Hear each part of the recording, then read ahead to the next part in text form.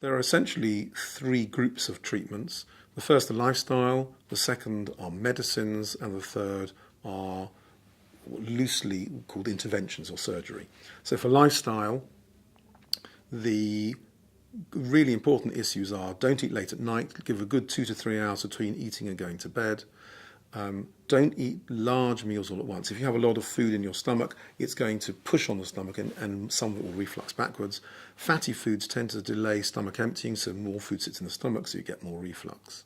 If you want to think about medical treatment for acid reflux, then there are essentially three different approaches to medicines. The first are the antacids, which simply neutralize the acid in the stomach, so things like Rennies or Tums.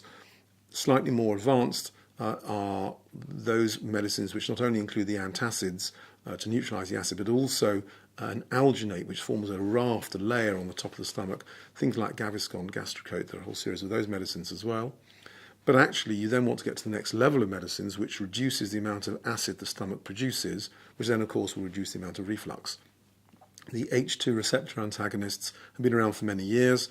They're not terribly good, although some people really find them very, very good for their acid reflux, but the majority of people don't. And then you have the proton pump inhibitors, omeprazole, lansoprazole.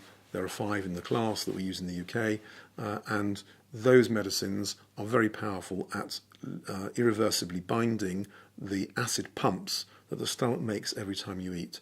Taking a proton pump inhibitor is a very good treatment for acid reflux for the majority of people.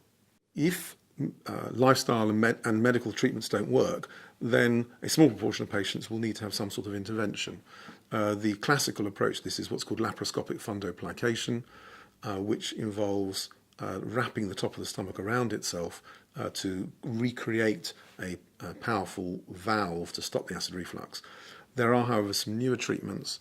The endoscopic stretta therapy, which we offer at the London Gastroenterology Centre, works to increase the power of the muscles at the bottom of the esophagus to reduce the amount of acid reflux.